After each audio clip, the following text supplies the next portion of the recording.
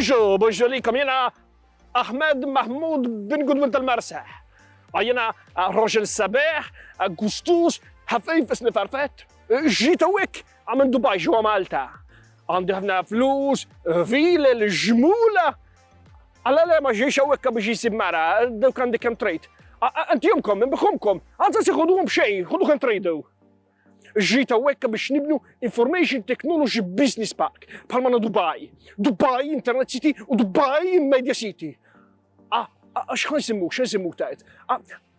Bdejna fl-10 ta' Settembru tal-2007, firmajt kontrat mal-Prim Ministru dak iż-żmien Wayne Sugunzi. Sabiex hawnhekk nagħmluh bħal Dubai. Il-proġett kellu jitlista s-sena d-dieħla fl-2021. Iżda mbagħad fl-2018 il-Malta Company, Properties Company, għaradet tixtri l-isma, il-shares minn għandej. U allura il-Planning Authority approvaw permess sabiex jinbidel il-pjan oriġinali minn park ta' teknoloġija għal żona residenzjali, bħafna villa lussużi, bħal Dubai, bħal Dubai. Basta jatuni villa sabiex meta niġi Malta noqgħod fiha jiena, ha? Avolli laqqas Allah ma jaf meta ħadd tlestaha. X'isemmuk? U kemm ħajjiġi jiswa dal-proġett? 275 miljun euro qaluli. Iva, karawetta li ħodu kemm tgħidu. Ħodu anke naqtib sekk tgħidu, tiggutawx, ħallu li villa biss. X'ħansemmuh? Ħansemmuh għalija. Jiena sabujeh, gustus, ħafif nifarfet. Intelligenti, isemmuh għalija. Smart sete, iva, uġubni. Ejsa, nbaħtu feġina. Ninsabu ġewa RAʿAL tal-Kalkara. ħanaraw x'joffri lna. Ġieli skura u li kellu kull, iva, nħobbni jkun jiena ħafna. Basta mhux ħanżira, no pork please, okay? No pork. We got the future burning the past, good and the bad, making it last. We are what I want and I want what I already got. When you come through the room. Il-Kalkara huwa RAʿAL ċkejken marittimu, magħruf ħafna mas-sajjieda minħabba li fih iħaddan diversi daħliet kennija. Minħabba l-istess raġuni, aktarx huwa maħsub li diversi baħħara u sajjieda fil-passat, sa miż-żminijiet antiki ferm, kienu jisbarkaw fuq l-art kalkariża. L-eru antiki tal-Kalkara jistgħu jiġu ikkonfermati bis-sejba tal-ipoġej paleokristjani fiż-żona magħrufa bħala ix-xara ta' Santa Dominka fil-limiti parruċċjani tal-Kalkara. Aktarx li b'kollox kien hemm 5 ipoġej differenti li kienu katakombi privati ta' xi familji fejn kienu jidfnu l-mejtin tagħhom, meqjusa bħala postijiet sagri għaliex fihom jeżerċitaw ir-rit tat-talb. Dawn l-ipoġej jmorru lura għall-eqel perjodu Kristjan fil-gżira tagħna. Aktarx mill-5 jew is-6 seklu wara Kristu. L-isem tar-RAʿAL tal-Kalkara ġej mill-produzzjoni tal-ġir, kif isostni propju il-motto tiegħu, RAʿAL ċenomen, li bil-Malti jfisser mill-ġir ismi. Dan għall-fatt li huwa magħruf li fil-passat kien hemm forn għall produzzjoni tal-ġir fir-RAʿAL tal-Kalkara u minn hemm baqa' jissejjaħ b'dan il-mod. L-istemma tal-Kalkara turi skud, nofsu debi u nofsu ikħal, li jissimbolizza il-baħar li RAʿAL u mżejjem bih, bi fjamma tixel li kienet tintuża għal produzzjoni tal-ġir.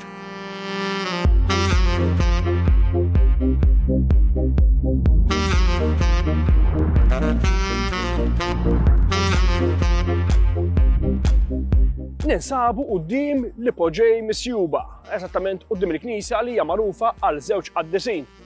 Ma nafx jiġġieldu xewle bejniethom, forsi x'qaddisin jqogħdu għall-kwiet jieħdu paċenzja b'xulxin. Tgħidu li x'intajt żewġ qaddisin. Din il-Knisja hija ddedikata l-Qaddiża Santa Barbara. Dik li ntolbuha tħarisna minn kull awġ, Santa Barbara la deni u lanqas ħsara. Iżda l-aktar li magħrufa għall-Qaddiża Santa Liberata. Jien hawn ġej jiftaħ il-grada. Le, tikkutawniex ta' din inventajta. Tgħidu li għalfejn magħrufa Santa Liberata. Ejja nibdew mill-bidu.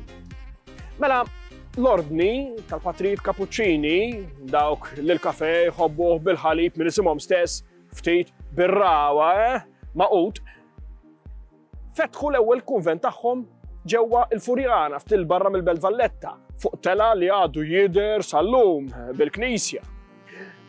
Dan ġara fis-seklu 16.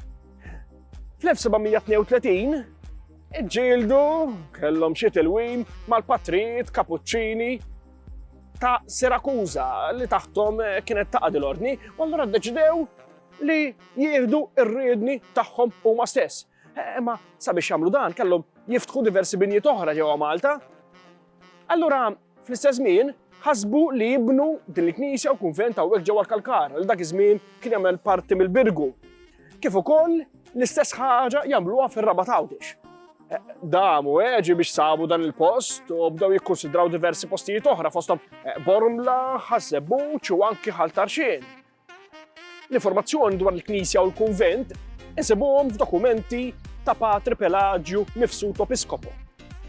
L-ewwel ġebla tal-kunvent qiegħdet fis-26 ta' April tal-1736 fuq art magħrufa bħala tal-Asli li ġiet mogħtija mill-benefattur Giuseppe Valerio Abela.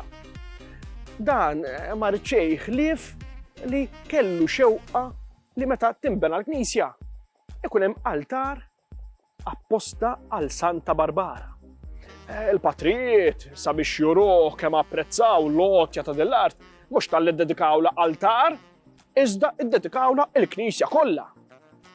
L-ewwel ġebla tal-knisja tpoġġiet xarej wara għax l-isqof għall-feranda Bussan kien ftit indispost.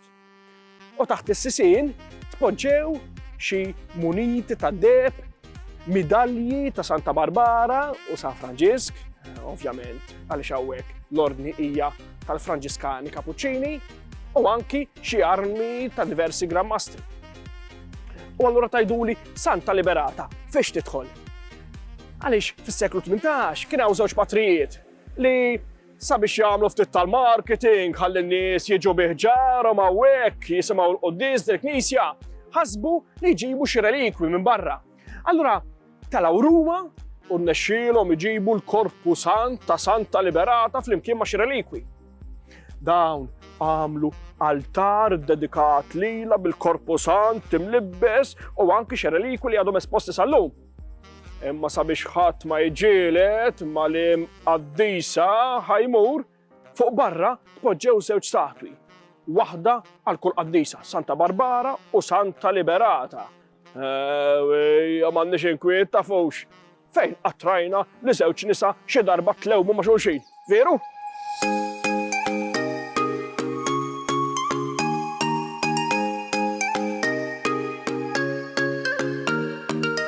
Il-popolazzjoni ta' dan ir-raħal qatt ma kienet kbira wisq, għalkemm qed isiru tentattivi sabiex in-numru ta' nies jikber fiħdanu. Ftit qabel ma nħallet mill-irbit ekleżjastiku minn mal-parroċċja matriċi tal-Birgu għal-ħabta tas-sena 1870, fil-Kalkara kien hemm madwar 550 ruħ jgħixu fiha. 20 sena wara dan in-numru tela għal 900 persuna. Il-popolazzjoni bdiet tikber u tespandi b'mod maġġel ħafna, tant li sal-1900 kienu jinsabu 2153 ruħ. Dan in-numru inżamm kostanti ma' żmien. Bl-1921 kien hemm 2006 abitanti u fl-1961 kien ħaddan 2164 ruħ. Aktar nies ma' żmien marru joqogħdu f'dan ir-raħal marittimu tal-Kalkara u sas-sena 2009 ir-residenti Kalkariżi kienu jammontaw għal 2856. Illum, skont l-istatistika tal-2019, ġewwa r-raħal tal-Kalkara, in-numru ta' residenti irnexxielu jaqbes 3,000 ruħ. Fil-fatt, fiħdanu insibu popolazzjoni ta' 3,059 persuna.